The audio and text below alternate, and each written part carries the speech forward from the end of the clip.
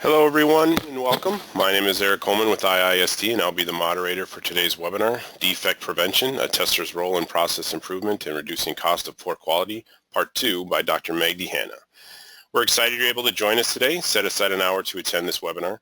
This webinar is sponsored by IIST, the leaders in education-based certifications and training. For more information on how IIST can help you or your organization, please visit testinginstitute.com.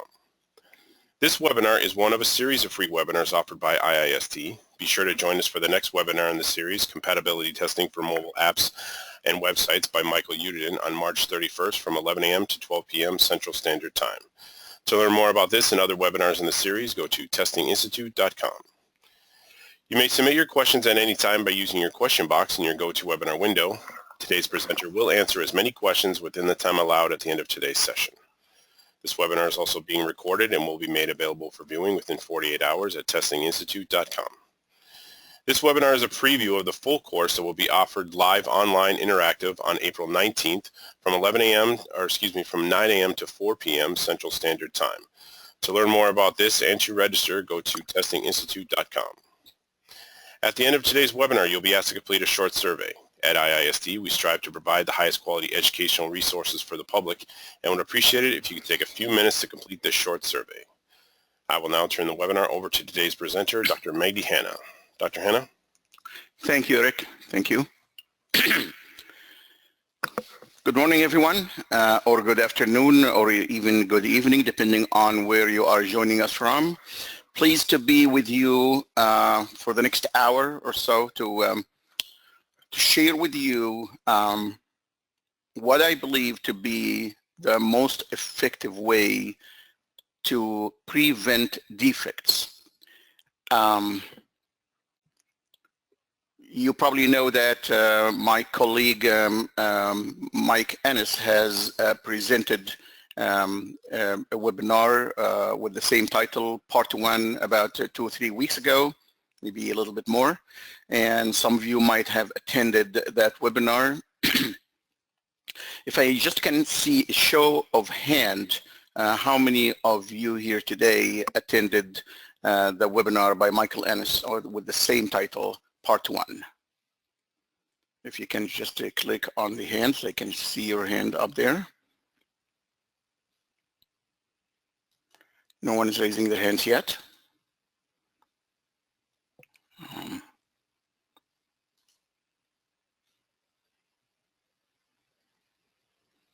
A few people here.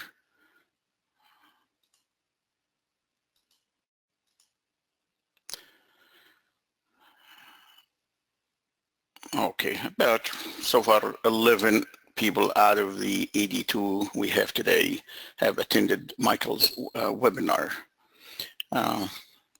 Well, for those of you who attended, of course, you got a different point of view, and that's the beauty of IIST. We have a number of experts who teach topics, and of course, Michael and I, we work together.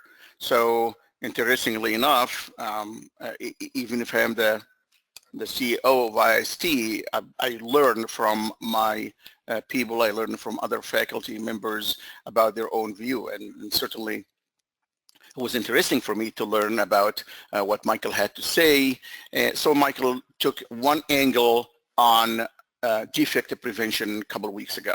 Now let me share with you my angle. And by the way, if you are active in LinkedIn, I had put a post last week on the topic, and you can go and look at it and possibly interact and see the interaction from other people and the comments and my responses to those comments, because it's very healthy for all of us to express our opinion and agree and disagree. And you can see that different people out there have different opinion from me, and you got to evaluate those opinions and what's right, what's wrong, and what your opinion is. So let me start with a brief discussion about why we need to prevent defects. By the way, of course, I have an agenda. I will cover, but I'm not going to present the agenda for you in the beginning of the webinar. Normally, a webinar like this, I'd like it to derive itself. I'd like the audience to derive the contents. And it doesn't make much sense to put together a number of items that I'm planning to cover while you really don't know why I'm covering it. So let's start with the question, why do we need to prevent defects? Of course, in a little bit, I will tell you what I really mean, in my own opinion, by defect prevention as opposed to defect detection. And that's what the post on LinkedIn was the title was actually defect prevention, not defect detection. So why do we need to prevent defects? We all know this cycle. Developers get to do some work. They put builds or releases or whatever out to the test team to work on them. They find defects. We find defects as a test team, and as a result of the testing process, we write bug reports. Those bug reports go back to the development team to fix, all right? And we call this rework. We all know that, all right? And we all know the cycle. And of course, that cycle is different from agile versus non-agile projects. All right, and developers will fix the defects, will send us a new build with all the bug fixes in it. But you probably know what else we get with those bug fixes, right? Just go ahead, share with me. I'll see if you're awake with me this morning or not. Go ahead, put in the questions tab what you think we get with bug fixes that we get from developers, just to make sure that we are all on the same page.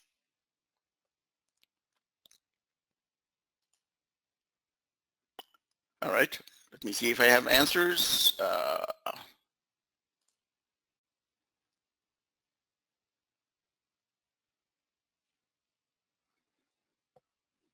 Okay, let me take that. The new interface of GoToWebinar is not that friendly. So let me see. Okay, of course. The obvious answer here, which I got from a number of people, is we get more bugs. We get more problems, more defects inserted into the software. Now, of course, the problem with those new defects that are created is that the development team does not know about them, right? It would be nice if developers will say, here are all the fixes for all the bugs you found, but also here are some new bugs we created, so make sure you tested them too. That would be interesting, right? No, developers do not know about those because they get inserted in the process. And even more, developers sometimes, as you probably know, will even resist to believe that they have inserted new bugs, right? You've heard of that before. When you come here and you say something broke that was working before, and the developer says what? Oh, we have not touched that. That's a very common thing. We have not even touched that. Of course, they have not touched that, but they touched something in the database design, in the code, anywhere else that caused something else not to work. Of course, a lot of people say, oh, that's why we have regression testing. Well, I don't know if you know that or not. Most of these problems also escape regression testing. And of course, yes, we do find some of them during regression testing if we have a good regression test process, but many of them go out to the customer. Many of those unknown defects go out to the customer. And of course, nothing irritates your customer more than having something that was working last week and now is not working anymore, or at least is not working the way it worked before. That's very, very, very bad. To me, that's where customers start losing confidence in IT or the development team or the test team that they are capable of delivering solutions. You can imagine in my 45, close to 45 years of experience now, I have experienced this firsthand. When we don't do a very good job in catching all the what I call them regression defects, and when developers do not do a good job when they fix things, and when the customer gets things that gets defects that causes things not to work anymore that they worked before, that's always bad. So to me, the most effective way, and you can certainly challenge me here, you can disagree, the most effective way to prevent defects from going out to the customer is really to minimize the flow of bug reports going back to developers. Because yes, we have a lot of wonderful developers who are very careful, but we also have other developers that when they fix the problems, they cause other problems. So if we can do something to reduce the flow of bug reports from testing or from the customer back to the development team, then we will reduce the amount of rework, then we will save the money and time of rework, but most importantly, we will avoid getting those additional unknown defects. So reducing the number of defects upfront to start with is one of the most effective way to prevent defects going out. But that's not the only thing, by the way. But I'm just showing you why we need to prevent defects. Now, let me make sure that we are all on the same page with prevention versus detection. Because, and I created this slide just last night based on the interactions from people on LinkedIn, and you certainly can go and read those. Because I found that different people out there have different opinion. But again, one more time, this is my opinion. And feel free to make a comment, to send me a question. So to start with, early detection is not prevention. So when you say we're trying to find defects early in the life cycle, well, that's funny. So how is that preventing them? I had to recall this that Phil Crosby said years ago. The error that is not made cannot be missed. If you find a defect, well, guess what? It doesn't matter when you find it. If you found a defect, then you did not prevent it. Then the defect was there. You did not prevent it. So you cannot claim that any technique or any method that we use to find defect is a defect prevention technique. Doesn't make sense to me. But one more time, this is my opinion. Preventing defects means preventing them in the first place, not finding them early. As a result, some people out there says, well, one of the techniques for defect prevention is code reviews and design reviews. Well, excuse me. In saying that, they're saying simply by finding defects during the code reviews or design reviews, we prevented them from going to the customer. But I am not only worried about the customer. I'm even worried about the test team. Because as I showed you in the picture, when the test team find those defects, okay, they create more defects. Even when we find those defects, well, in my opinion, in my experience, let me tell you this. Even defects found in code reviews and design reviews also had the same effect here. You can just replace this box that says testing by code or design reviews. And you can say, okay, developers write the code or developers write the design. We go into code reviews. We find problem with the code. Developers go back and they fix the code. They give us code. They produce code that, you know, has the problems being fixed, but they also have other problems with the code. Does not change. all right? But I have all respect for those who believe that code reviews and design reviews are ways to prevent defects. But remember, I mean, of course, they are better than nothing. I mean, if someone out there is going to say, are you saying that we should not be doing code reviews and design reviews? No, I did not say that. They are great techniques to find defects early in the life cycle. And the even requirement reviews are much greater than that. But you probably know by now, if you are involved in an agile project, agile projects do not really do much of code reviews or design reviews. Why? Because they don't have the time to do that. I have not seen too many people working on agile projects and they say, oh yeah, of course, we do code reviews and design reviews. Code and design reviews are something from, I'm going to have to say, from the past, when we have a larger project that lasts longer time.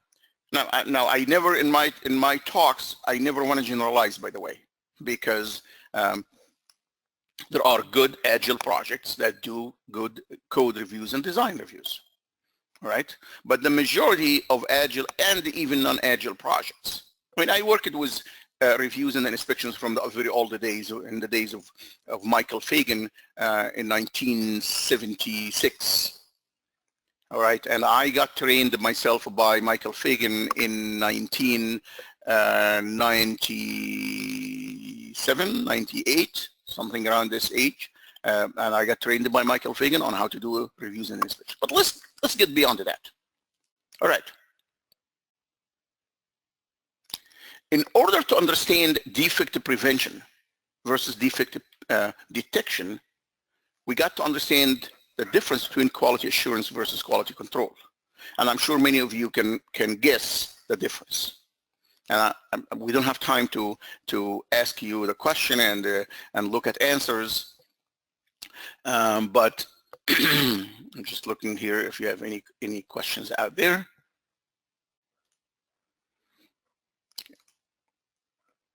Right. In case you've been confused about quality assurance versus quality control, because again, one more time, out there in the literature, everyone has an opinion. So let me summarize it for you. And look at the underlined words, because those are the keywords that differentiate quality control from quality assurance. And of course, some of you might say, why are we talking about quality control? And what is quality control? Because it's a term that we don't use much in our industry, in software. But I've been at companies where the test team is called quality control team. And as strange as it sounds, this is the correct naming of the test team. If you have a team that all what it does is testing, i.e. finding defects, it doesn't make any sense, in my opinion, and I know this is going to make some people unhappy. It doesn't make any sense to call that team quality assurance team. Of course, I mean, we do a lot of things in our industry that are wrong. So you get promoted to a quality QA manager, but you go back and look at what you actually do, and you find that all what you're doing, you're managing a test team. Well, let me give you the bad news, and I'm sorry for that. You are not really QA manager. You are actually a test manager. I'm sure many of you know that, right? I wanna hear comments from you if you agree or disagree.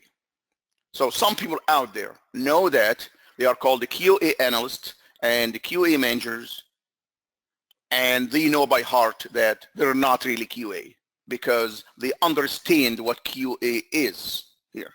By the way, I did not make up that definition or that view of QA.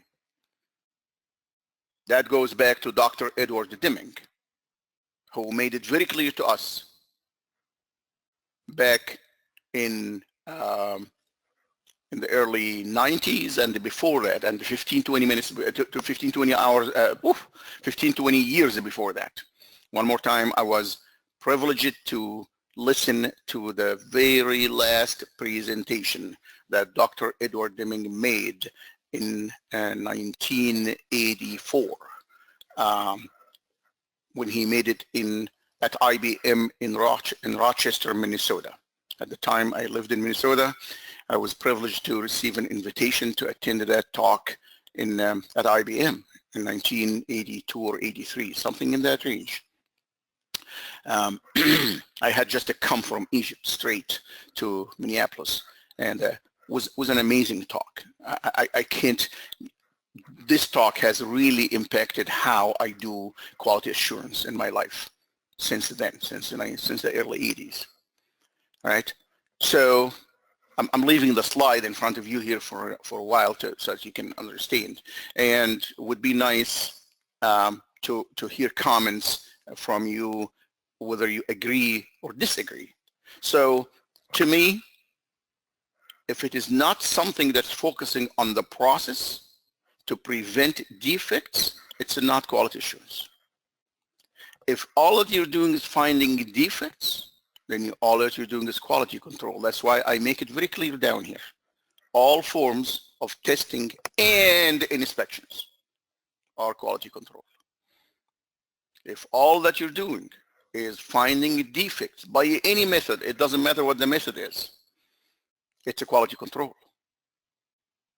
If you want to really do QA, then you have to look at things that prevent problems.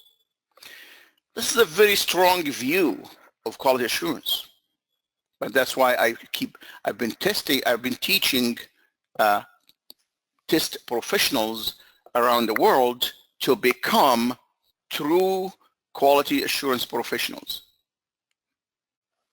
Okay? Why? Because it's much more valuable to your organization and much more valuable to your project to become a true QA person. Of course, that what you hear all the time from test teams is that I don't get paid to improve the process. I get paid to find problems. And that's a bad thing in our organizations. The test team is there to find defects that are made by the development team. Why is that? I don't know. So gradually, we want to convert and transform our test organizations to become QA organizations. So I'm suggesting that when you go back to your organization today, to your team, to your project, ask yourself, am I really a QA person? Do I go beyond finding defects? Now of course, I'm sure you have the question that says, how am I going to do this? How am I going to do this if my manager always looking at how many bug reports I wrote?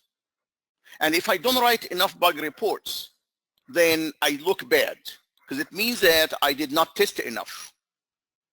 That misconception and that misunderstanding of the role of a tester in organizations need to change. To me, that's the wrong understanding of the role of a tester. And I tell testers all the time, if all that you're going to be doing is finding defects and writing wonderful bug reports, your job is going to be replaced sooner or later. Because you know there are people out there in other countries who can do that job much cheaper than what you get paid. And that's why, let's face it, that's why we have lost a lot of jobs, not only in testing, but in many other fields. But in testing, if you go to any software organizations, testing is the first job that gets offshored. Why? Because they can get it cheaper there. Finding defects is not that big of a deal. You find people to find, you can hire anyone to find defects. Of course, some people are more efficient and effective than others in finding defects. But instead of hiring one person to sit down and test to find defects, you can hire 5 or 6 people for the same amount of money to find defects, and they're going to find more. So my argument in the article that I put in LinkedIn, I said, why are we working so hard to find defects? Because we have so many defects. So wouldn't it be just better if we can prevent those defects? In order to prevent defects, we have to look at the source of defects that are usually missed by the testing team. Okay, of course, there are defects that the testing team finds. Okay, and we already addressed that here. There are defects that the testing team finds, and we have to prevent those too. But I am more and more interested now in preventing defects that are found by the customer. Defects that normally escape the test process and they go out here. And I could think of 3 different types of defects that can possibly escape the test process and go out to the customer. And if we can work on preventing those, remember, in order to find out what are the most effective ways to prevent defects, we have to know the source of those defects first. So I bet this comes as a surprise to many of you. Code that's written by developers that implement functionalities that testers are not aware of. Some people say, how come? Why are developers writing code that implements functionalities? Do they just go and sit down and create their own requirements and they write code to implement those requirements, or they write their own user stories that we're not aware of and they write code? No. That's not what I'm talking about. I'm talking about the same requirement or the same user story that was given to developers, and then developers go there and start making lots of assumptions about the requirement or the user story, and they start writing, I'm going to call them for now, code to cover scenarios that we don't know, the test team does not know. And why is that again? Because developers make assumptions like any other human being. They make assumptions because the requirement they started with and the user story they started with was incomplete from the beginning, was missing a lot of details. And we give enough freedom to our developers to just do it. So what do? Of course, there are a lot of good developers who would come back and ask lots of questions about anything that's missing in the requirement or the user story, or about something they're not clear about. And there are so many other developers that I've known them very well that they don't ask. They just write code. And if they make assumptions and they don't share those assumptions with us, with a tested team, guess what? As I always tell people, you cannot test what you don't know. So as a result, there's so much code written by developers. I know some of you may not be aware of that, may not agree to that, but trust me, if you trusted me enough to come and listen to me for 1 hour, please trust my experience. I have been in projects after project after project, and I've seen the level of code coverage to be very low. When I say the level of code coverage, I mean the amount of code that has been tested by the tested team. Remember, testers are only going to test what they know. Of course, ideally, if life was good, then we can take every line of code and every branch in the code and have testers test that. It's not going to happen. And ideally, we should ask developers to do more of a code-based testing, which also does not happen. So believe me on that one, there are a lot of code. I mean, I can be as specific as you want me to be, that some of the projects I worked on had as low, code coverage as low as 50 to 60%, which means the software or the systems were being released to production was more than 40% of the code not being tested. And everyone wonders, where did the code come from? Developers wrote it, and testers were not aware of it. And the good news now is that I'm going to share with you a way to test that code that testers do not know about. In fact, there will not be code that developers are not aware of. We'll see in a little bit. But let me go to the second one, unknown scenarios, unpredictable scenarios, and those are very tough ones. I want you to go back and look at any bug report that came from the field, from production. And I want you to work with developers to try to analyze that defect. Defect analysis is something important that we always have to do, and I believe Mike Ennis in his part 1 of the webinar talked about that and talked about ways to analyze defects to find out the root cause of the defect. He did a very good job with that. So I want you to look at any bug report that comes from the customer and say, why do we have that defect? Why did that defect escape the test process? Why didn't we test it?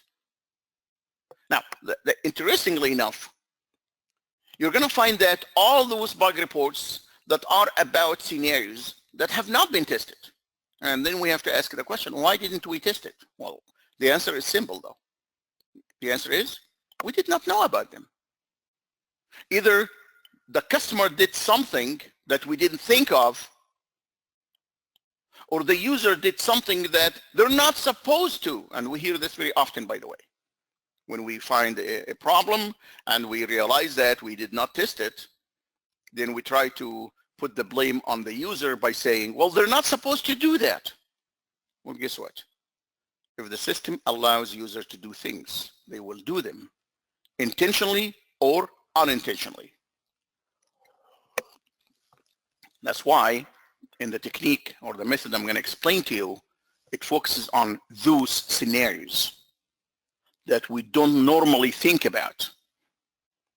All right, the weird scenarios, the strange scenarios, the abnormal and the extreme scenarios. We need to test those.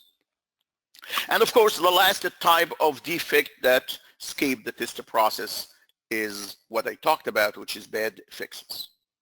Now, of course, there are other sources that I don't have time to talk about them here, but if we can just address those 3 types of defects that normally are missed during the test process, that would be great. We're all in agreement? Any question out there? I'm looking at the questions, and I like to address questions as we go because I don't want to wait until the end. Okay. Thank you, Lori. Lori says, so true, so true. Thank you. I only find agreements from people. I'm looking for questions to answer.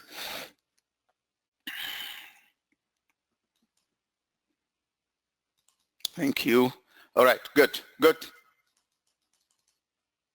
I don't know why I was hoping for some challenges or some disagreement, but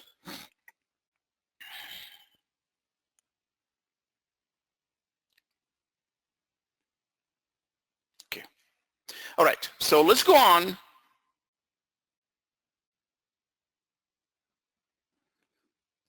There are a few questions about people who are not able to get or were able to get to the webinar and they got kicked out. We have, as we say, all our webinars are limited seating, so that's why we got a number of people. We have 101 people joining us today. That's about what the capacity of the platform is. All right, so with that, we're gonna go on now. So the first thing I'm going to do is and the first technique or method or approach, if you will, that I'm going to give you, which is going to take care of the first two types of problems. The code that's out there, that was written by developers that have not been tested by testers because they did not know about it, and also the unknown scenarios. My recommendation here is a very simple thing. Let's focus on closing the gap between what developers are doing and what testers are testing. Is that fair enough? Is that fair enough? Every profession on earth found ways for themselves to do that. And we, as software professionals, we have not done that. Of course, we have great things like the Agile framework that suggests a lot of collaboration, but I have not seen any type of collaboration that tries hard to close the gap. Now, I'm hoping that the gap I'm speaking about here is clear to all of us. The gap here is the difference between what developers are doing and what testers are testing. Why are developers doing things that we are not testing? Why are developers thinking in one direction and we are thinking, the test team is thinking in a different direction? And of course, I'm sure many of you who are involved in Agile projects are going to say, oh, that's why we have the stand-up meetings and the Scrum meetings in the morning. Come on, you know it. Those Scrum meetings and those stand-up meetings that last for 10 or 15 minutes or at most 20 minutes do not close the gap. They are what I don't call collaboration meeting. I call them coordination meeting. We coordinate the effort. Please correct me if I am wrong. I want anyone to say, no, Magdy, you're absolutely wrong. We do a lot of collaboration. We do a lot of closing the gap. You know what closing the gap means?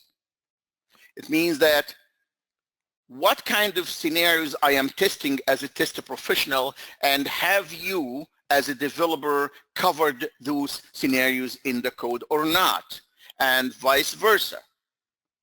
What have you written in the code in terms of scenarios being exercised by the user, and do I have enough test cases to cover those scenarios or not? It is not about what user story are we working on, and it's not about what requirements are we working on. It's down to that level of details. Do I have everything? Do I have enough test cases and test sets to cover everything the developers have written? This is a very classical problem, by the way, that, as I said again, every profession out there. Now, interestingly enough, I'm gonna give you this analogy very quick because I'm going through it now. I'm making minor modification to my house. Okay? And you can imagine, in order to make any modification, you get the contractor, you get the engineer, they do the drawings, they draw what they want to do, okay, which is kind of the development work, and they take it back to the city for the city to look at, and they approve it or not, and you get a permit, right? You get a permit, and the permit in the construction language means that you got an approval to go ahead with the project. You know that. Now, what is this permit is all about? Is it about the city trying just to apply some bureaucracy and they get some money from you? No, you know better than that. It's about the city engineer knowing exactly what you're doing, because he or she is going to come back to do the inspection. And when they do an inspection, they want to be able to inspect what? To inspect everything the contractor and the engineer and the architect has done. And if they come and they find something that was done that they're not aware of in all the things you submitted, guess what? They don't approve the project. You know that. We all know that. If you've gone through some modifications and the construction in your house, you know that whole scenario. So this is what I'm talking about. We need to know. So the inspection, the city inspection is the same as the testers. So we need to know. So closing the gap is very important. Someone says, oh, how are we going to close the gap? Do I need to explain to you why we have a gap? Requirements are always incomplete. Do I need to say anything for me to believe that one? No, you know that. No one writes complete requirements, including myself, by the way. Every requirement that's ever written is incomplete. Of course, the Agile, the wonderful people who practice Agile, they say, oh, that's why we don't use requirements, but rather we use user stories. Well, guess what? User stories are even much worse than requirements because they're brief. And of course, some people try to overcome the problem of incompleteness of the requirements by taking a requirement, a large requirement, and breaking it down into user stories.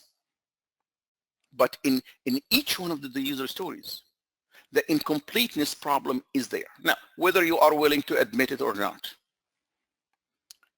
developers and testers start with incomplete piece of work, whether it is a user story or a requirement. And of course, in the Agile process, much more than the non-Agile, we say this. Most of the details come up during the development. Because in Agile, we say, okay, we know enough now to go ahead and start. And as we go, and of course, you know that, the whole thing about the Agile framework is that requirements are going to evolve over time. Sure, we look at the user story, and we analyze it, and we assign a number of story points for the user story, and we go ahead and start our development work or our programming and design work. But as they say, we're going to always be going back and asking questions as we work to expand this. So when requirements evolve over time and more details come during the development process, then guess what? You have to ask the question, do testers know all this evolution of the requirement or evolution of the details? It goes without saying, developers will always make assumptions. Okay? Now, as I always say, assumptions are very bad. Someone says, does this mean that you do not want me to assume anything? No, you don't. All assumptions you make as a developer or as a tester remain invalid until you validate them. So assumptions are only good when you validate them. So it would be nice to have a list of assumptions you have, and you take them to someone and says, I am assuming this. Am I right? Are my assumptions valid? And be willing to accept that you made invalid assumptions and you go back and you change the way you're thinking. I don't think all of us know how to write our assumptions and go and validate them. I think most of us make assumptions without knowing that we are making assumptions. That's the nature of work. And I elaborate on this a little bit more on my courses, and I prove it to people that even in your daily life, you make assumptions about things that you are totally wrong. And if you just take time to validate those assumptions, the course of action would be very different. As I say here, many requirement adjustments and the changes happen during development. We change things. Of course, I have to give a lot of credit to the Agile framework that it encouraged collaboration, encouraged testers and developers to work as one team. But I worked with Agile projects, and I found that the goal is to get the work done as soon as possible. And we still let developers make assumptions. We still go with incomplete work. So that problem, that gap, although it's a much narrower, much smaller gap in Agile projects, but it is still there. So the gap is still there. So let's work on eliminating that gap, or at least minimizing or closing that gap. So I have 3 things to do here, and let me look at the time. I have 15 minutes to go. Scenario-based development and testing, and those of you who have been attending my presentations and my courses know about that one. And I'm going to touch on it very quick. Using requirement modeling techniques to model requirements upfront. When you model requirements upfront, you eliminate the gap from the beginning. And of course, collaboration. Let me go on quick. Scenario-based development and testing. I'm going to put in front of you this diagram that you can see it in many places if you have attended my courses. This is the scenario-based development process is part of what I teach in my 3-day course on best practices in test planning and the design, which is available from IIST. All right. Just very quick here. All what I'm asking here, it's not much. Someone look at this diagram and says this is a lot of work. It's not a lot of work. You have the requirement or the user story, you analyze it, you ask a question as usual, you record the answers, but then before developers take the requirements or the user story and rush to writing the code and the design right down here, no. Let's define scenarios. And that's the whole thing. So, and then validate our scenarios. So during these 2 boxes, a lot of problems get solved. The whole thing about closing the gap, trust me, it gets done right here. Because someone, say the testers, are going to write the scenarios. They're going to validate the scenarios with the business analyst or with the product owner if you're an agile project, or with the developers. So this validation process is a collaboration process. In fact, defining the scenarios and validating scenarios are both very collaborative processes where the product owner, the developer, the tester are part of it. Sometimes I even suggested that you bring the user acceptance testing people, UAT, to this process. Again, I teach this process in details. But by the time you come out here with a set of validated scenarios, I'm going to tell you this. You have closed the gap, because developers will never be writing code for any scenarios that have not been validated and have not been known to the test team. So it's the same scenarios. Again, if you attend, how many of you, by the way, let me see, how many of you have seen this before or listened to me speaking about this before? And I'm not going to even ask how many people tried it, because I'm aware of a number of organizations who are using it now. But let me first bring your hands down. Let me see how I can do this with the, here's my dashboard. First, I'm sorry. Every time user interface changes, and I'm trying to bring your hands down from the first question, and I can't. All right. That's fine. I'll pass that one. So one more time, the trick here is this: defining scenarios, validating scenarios. It comes down, and the scenario here is a very simple concept. And I'm sure people say, oh, you're adding another layer here or another process that the agile project cannot handle, because that's increasing the cycle. No, that's not. I show people in my agile courses that you can do this whole process in about an hour.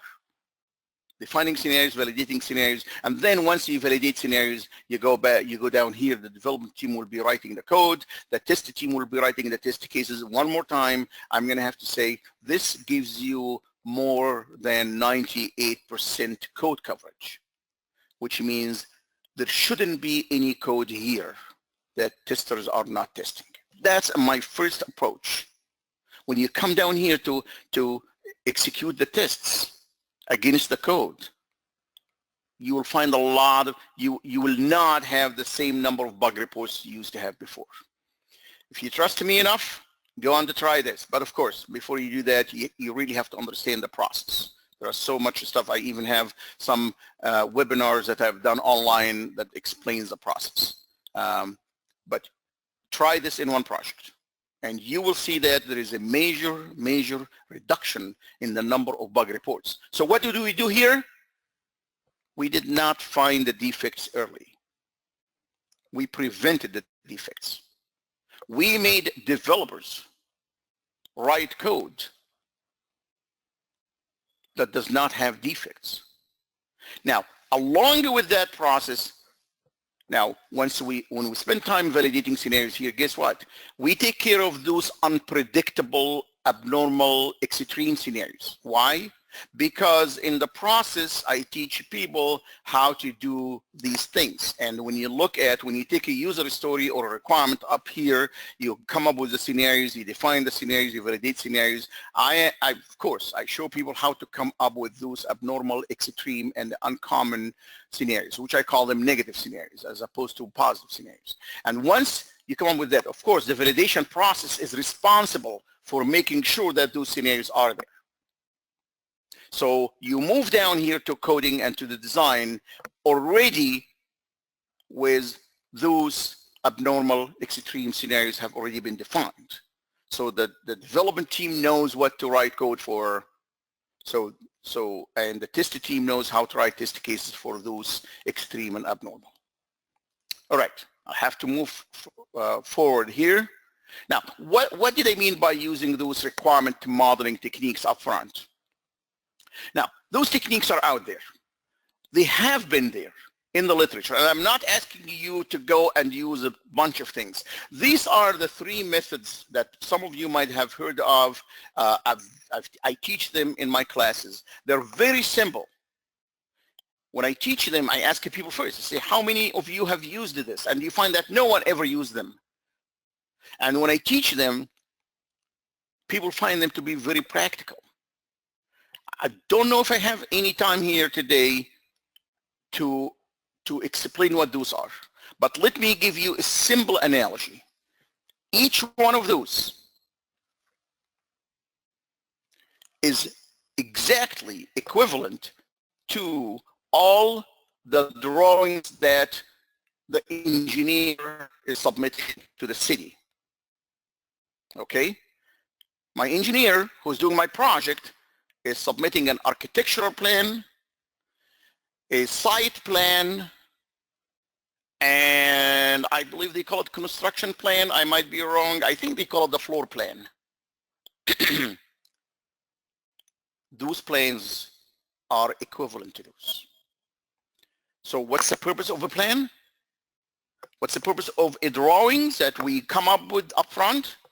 It shows exactly that we all have the same understanding of what needs to be done, more and beyond the requirement. And I teach those in my classes. So you take a requirement that's very vague, and trust me, with my own developers and my own testers, when I write requirements now that is not clear to them, I'm telling you this. My lead developer asks me for the decision table or for the state diagram.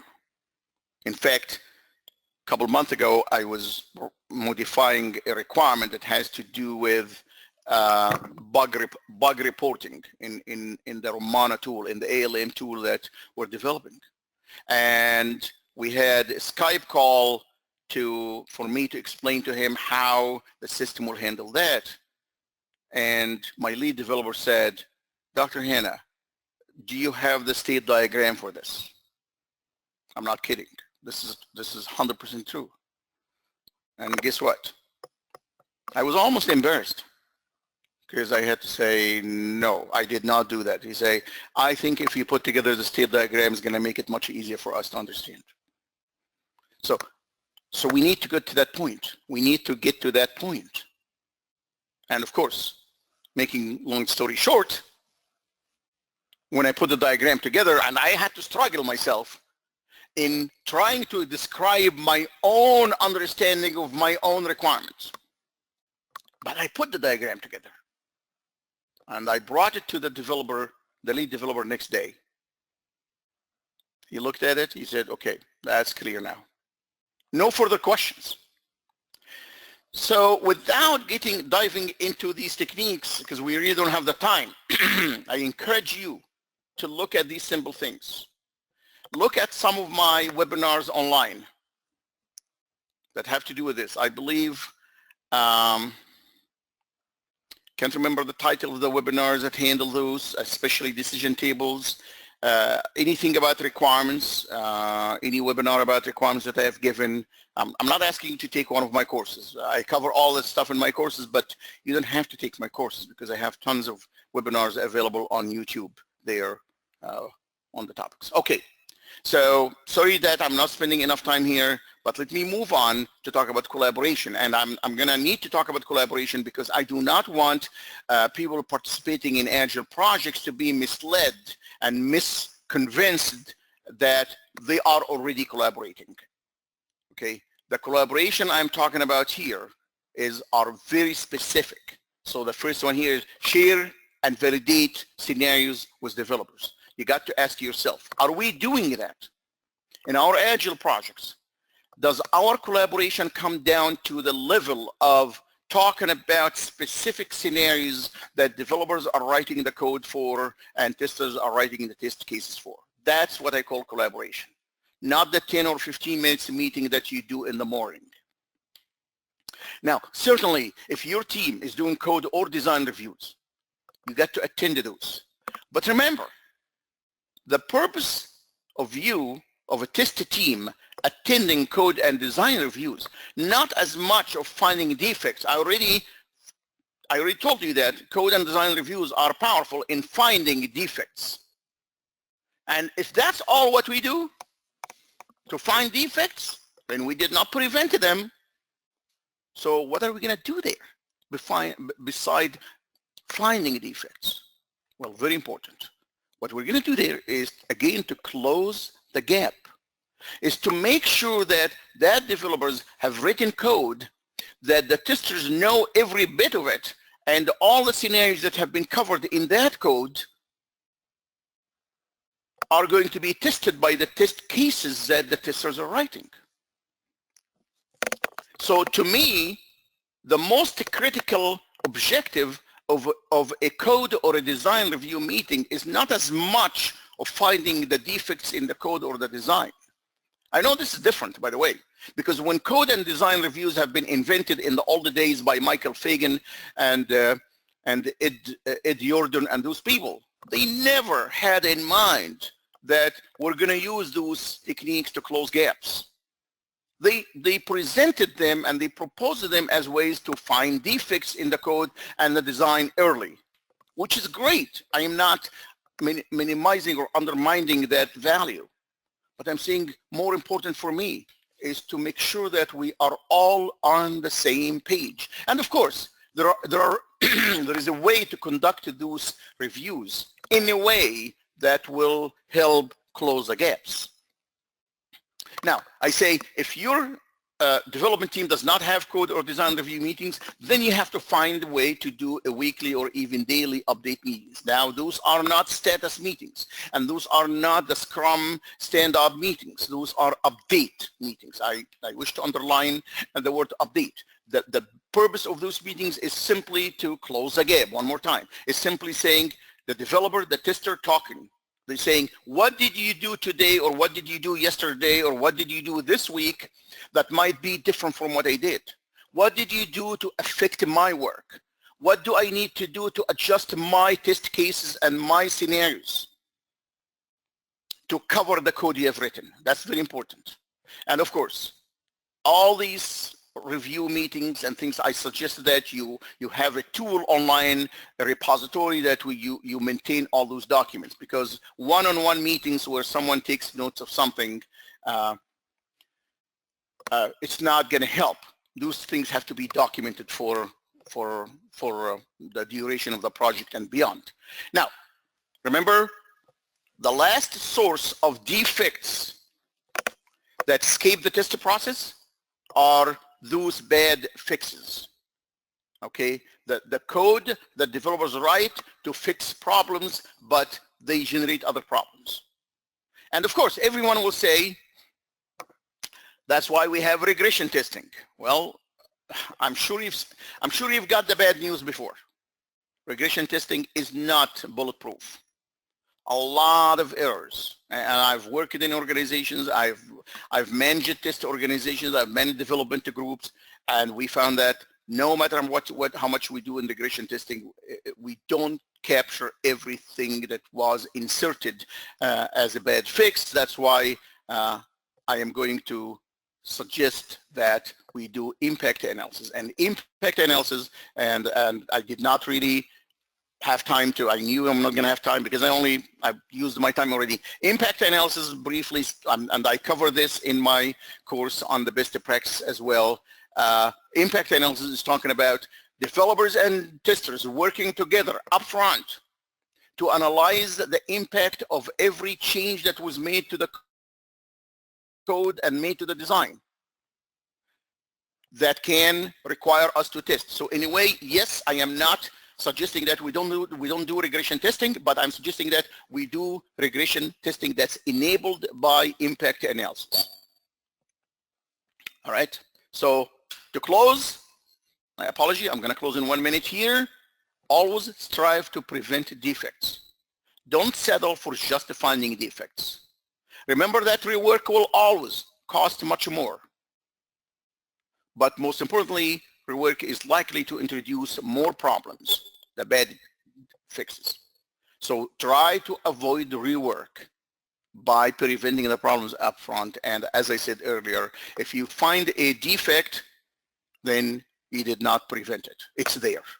All right, it is there. Let me very quick here, Eric, I'm sorry, let me just peek into the questions here to see if there's anything I need to address very quick. Does define and validate follow the cucumber given when then style? Oh, I'm sorry, Kevin. I'm not aware of. I'm assuming when you say cucumber, are you referring to the cucumber tool? Because I'm aware that there's a tool like that. So would you please send me your question? I'm not aware of the tool, how it does it. So so maybe that's something for me to do, to look at how they do it there. I'm not aware of how they do it. My apology. So would defining scenarios be kind of like adding acceptance criteria? Thank you very much. The question from Christina here says, are scenarios equivalent to acceptance criteria of user stories? Christina, I'm going to answer your question by the vague answer that says yes and no. And I get people telling me this in the classroom when I teach them scenarios. And I've had people saying, we define acceptance criteria, but now seeing scenarios and how specific scenarios are, we would rather keep them. We would rather keep our acceptance criteria, but then we will derive our scenarios from acceptance criteria. So in all cases, I found out that scenarios are far more specific than typical acceptance criteria that are written for user stories. However, I would not be surprised to find that some agile teams, some very, very careful agile teams are writing very careful and very specific acceptance criteria that could easily replace scenarios. And you're absolutely right. So, but again, how many of our agile teams really write acceptance criteria, and how many of those are very specific? I have not seen too many. Well, the question about what are the good elements of good scenarios, I don't think I can answer those here. So please review my free webinar on scenario-based development and testing, and hopefully I addressed the question there. A lot of questions. Please, I don't know if my email address is available online or not, but go ahead, send me emails with your questions. It's mhanna, M-H-A-N-N-A @iist.org down here. mhanna at iist.org. Send me your questions and I promise I will respond. Okay, for now, I think we need to close the webinar because Eric is not going to be happy with me. Thank you so much, all of you, for joining me, and hope to see you in other webinars. Eric? Thank you, Dr. Hanna, for your time today, and I want to thank everyone for joining us for today's free webinar sponsored by IIST, the leaders in education-based certifications and training. For more information on how IIST can help you or your organization, please visit testinginstitute.com. Again, be sure to join us for the next webinar in this series, Compatibility Testing for Mobile Apps and Websites by Michael Udanin, on March 31st from 11 a.m. to 12 p.m. Central Standard Time. To learn more about this and other webinars in the series, go to testinginstitute.com. And if you enjoyed today's topic, today's webinar, IIST is offering a live online interactive session on defect prevention, April 19th from 9 a.m. to 4 p.m. Central Standard Time. To learn more about this and to register, go to testinginstitute.com. You can follow IIST on Facebook, Twitter, LinkedIn, and YouTube to find out more information about IIST news, events, and promotions. Thank you all again for joining us today, and have a great day. Thank you, Dr. Hanna. Thank you, Eric.